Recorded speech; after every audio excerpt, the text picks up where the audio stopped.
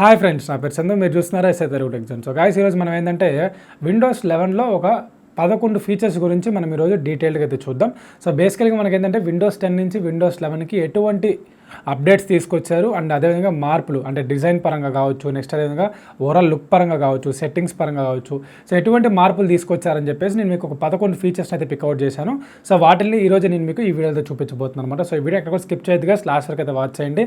And అదేవిధంగా ఇంకా మీరు ఎవరైనా విండోస్ 10 నుంచి విండోస్ 11 కానీ మీరు కానీ అప్గ్రేడ్ అవ్వకపోతే నేను నిన్న ఒక వీడియో అయితే పోస్ట్ చేశాను అనమాట. అంటే విండోస్ 10 నుంచి విండోస్ 11కి ఎలా అప్గ్రేడ్ అవ్వాలని చెప్పేసి. సో ఆ వీడియో మీరు చూడకపోతే నేను పైన కార్డ్స్లో వదులుతాను, కింద డిస్క్రిప్షన్లో కూడా లింక్స్ అయితే ఉంటాయి అనమాట. సో ఒకసారి అక్కడ వెళ్ళేసి ఒకసారి చెక్ చేయండి ఆ వీడియోని. సో ఆ వీడియో డీటెయిల్గా నేను విండోస్ 10 నుంచి విండోస్ 11కి ఎలా అప్గ్రేడ్ అవ్వాలని చెప్పేసి క్లియర్గా అయితే ఆ వీడియోలో చెప్పున్నాను. సో ఒకసారి వెళ్ళి ఆ వీడియోని చెక్అవుట్ చేయండి.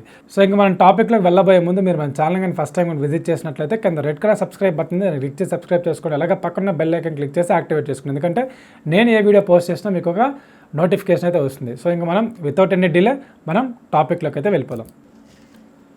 సో గాయస్, మనకి విండోస్ 11లో ఫస్ట్ ఫీచర్ గురించి మాట్లాడుకుంటే మనకి start menu and task bar గురించి చెప్పుకోవాలి. సో మనకి ఇక్కడ మీరు స్టార్ట్ మెనూ ఓపెన్ చేయగానే మీకు ఏంటంటే ఒక డిఫరెంట్ క్లాసీ లుక్ అయితే ఇచ్చారనమాట. మనకి ఆండ్రాయిడ్ యాప్స్ కూడా మనకి ఇక్కడ కనిపిస్తూ ఉన్నాయి. సో ఇటుపక్క మనకి ఏంటంటే ఆల్ యాప్స్ క్లిక్ చేస్తే మనకి విండోస్ 10 లాగా మనకి ఉన్న అప్లికేషన్స్ అన్ని మనకి ఇక్కడ క్లియర్గా అయితే కనిపిస్తూ ఉంటాయి. సో ఇక్కడ మీరు బ్యాక్ క్లిక్ చేస్తే మీకు ఏంటంటే ఇక్కడ మనకి మీరు చూడొచ్చు పిక్సార్ట్ అని, ట్విట్టర్ అని, స్పాటిఫై, నెట్ఫ్లిక్స్ ఇలా మనకి ఆండ్రాయిడ్ యాప్స్ కూడా మనకి ఏంటంటే ఇక్కడ స్టార్ట్ మెనూలో అయితే మనకి క్లియర్గా అయితే కనిపిస్తున్నాయి.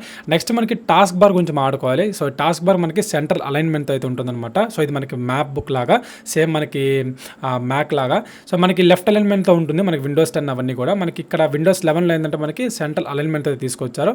ఇఫ్ ఇన్ కేస్ మీకు ఈ సెంటర్ అలైన్మెంట్గా నచ్చకపోతే మీరు సెట్టింగ్స్లోకి వెళ్ళి పర్సనలైజేషన్లోకి వెళ్తే మీకు అక్కడ సెంటర్ అలైన్మెంట్స్ అని చెప్పేసి ఉంటాయి టాస్క్ బార్లో. సో అక్కడికి వెళ్ళేసి మీరు ఏంటంటే సెంటరు, లెఫ్ట్, సో మీకు కావాల్సిన విధంగా మీరు ఏంటంటే మాడిఫై చేసుకోవచ్చు అనమాట. నెక్స్ట్ మన విండోస్ 11లో సెకండ్ ఫీచర్ గురించి మాట్లాడుకుంటే మనకి విండోస్ 11 యొక్క ఏరో ఎఫెక్ట్స్ గురించి చెప్పుకోవాలి. ఎందుకంటే మీరు ఇక్కడ చూడొచ్చు, నేను ఏదైనా ఒక ట్యాబ్ని ఓపెన్ చేసిన తర్వాత ఇక్కడ చూడండి, నేను ఏదైనా ఒక ఎడ్జ్లోకి తీసుకెళ్ళాను అనుకోండి, వెనకాల ఏంటంటే ఒక గ్లాసీ ఫినిష్లో మీకు ఒక ఎడ్జ్లో మీకు కనిపిస్తుంది ఒక ఎఫెక్ట్ అనేది.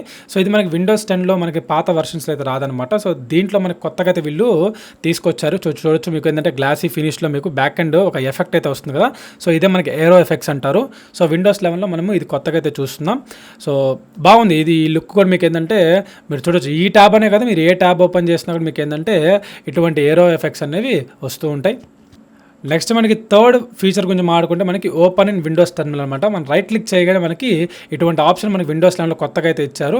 ఇక్కడ మనకి ఏంటంటే విండోస్ పవర్ షెల్ని మనము యాక్సెస్ చేసుకోవచ్చు. సో దాంతోపాటుగా మనం కమాండ్ ప్రాంప్ట్ని మనం యూస్ చేసుకోవచ్చు. నెక్స్ట్ మనకి అజ్యూర్ క్లౌడ్ షెల్ని కూడా మనం దీంట్లో యూస్ చేసుకోవచ్చు అనమాట.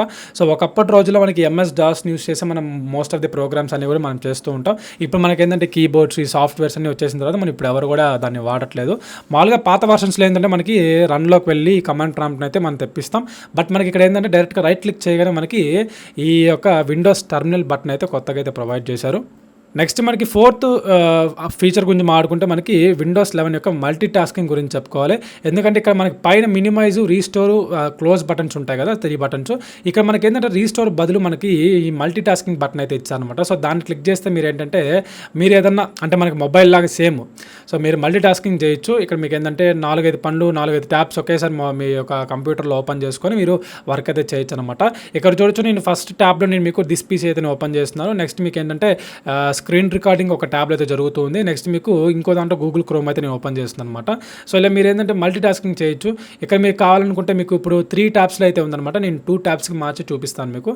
ఇప్పుడు చూడొచ్చు, మనకేంటంటే 2 ట్యాబ్స్ అయితే వర్క్ అవుతున్నాయి. ఒక ఫైల్ మేనేజర్ ఒకటి, ఇంకోటి మనకి ఏంటంటే గూగుల్ క్రోమ్ అనమాట. నెక్స్ట్ మనకి విండోస్ 11 యొక్క 5th ఫీచర్ గురించి మాట్లాడుకుంటే మనకి ఐకాన్ ప్యాక్ గురించి చెప్పుకోవాలి. ఇక్కడ చూడొచ్చు, మనకి పాత వర్షన్స్లో చూసుకుంటే మనకి ఇటువంటి ఐకాన్ ప్యాక్స్ అనేవి అంతగా ఉండవన్నమాట. అంత క్లాసీ లుక్తో అయితే ఉండవు. సో విండోస్ 11లో మనకి ఏంటంటే వీళ్ళు ఒక మంచి క్లాసీ లుక్తో మంచి ఐకాన్ ప్యాక్ని అయితే తీసుకొచ్చారు. మీరు చూడొచ్చు, ప్రతి ఒక్క ఐకాన్ కూడా మీకు ఏంటంటే ఒక క్లాసీ లుక్ అయితే ఉంటుందన్నమాట. ఎందుకంటే మనకి స్టార్ట్ పైన క్లిక్ చేయగానే కనిపించేవన్నీ అవే కాబట్టి మనకేంటంటే వీళ్ళు మంచి ఒక ఐకాన్ ప్యాక్ని అయితే తీసుకొచ్చారు. నెక్స్ట్ మనకి విండోస్ 11లో 6th ఫీచర్ గురించి మాట్లాడుకుంటే మనకి ఏంటంటే రౌండెడ్ కార్నర్స్ అనమాట. మీరు చూడొచ్చు, మనకి ఏదైనా ఒక ట్యాబ్ ఓపెన్ చేస్తే మీకు ఎడ్జెస్లో చూడొచ్చు, మనకి పాత వర్షన్స్లో స్క్వేర్ బాక్స్ లాగా ఉంటుంది. బట్ మనకి ఇక్కడ ఏంటంటే మనకి ఎడ్జెస్ మీరంతా కూడా రౌండెడ్ కార్నర్స్ అయితే ఉంటాయి అనమాట. అంటే మీకు ఎడ్జెస్లో చూడొచ్చు కర్వ్స్ అయితే ఉంటాయి. అండ్ అదే కింద కూడా మీకు ఐకాన్స్ దగ్గర కూడా మీకు చూస్తే మీకు ఏంటంటే ఫైల్ మేనేజర్ దగ్గర ఎక్కడ చూసినా సరే మీకు ఇటువంటి రౌండెడ్ కార్నర్స్ అయితే ఇచ్చారన్నమాట. సో ఇది ఒక మంచి ఫీచర్ అని చెప్పుకోవాలి మనకి విండోస్ 11లో కొత్తగా తీసుకొచ్చారు దీన్ని.